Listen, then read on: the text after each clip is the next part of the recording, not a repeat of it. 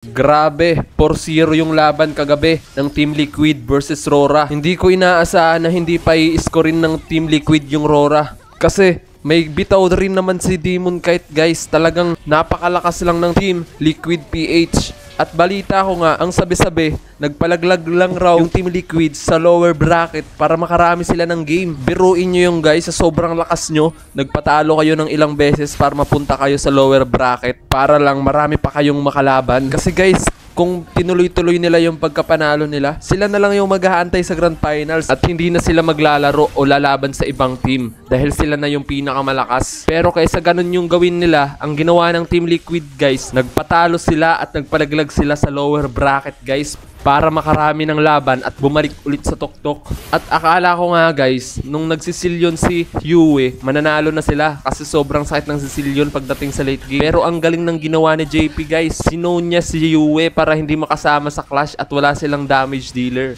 Ang galing din na JP mag-roam no guys, talagang minamanipulate niya yung mapa. Lalo na nung last game, hindi niya muna clear yung minions doon sa baba.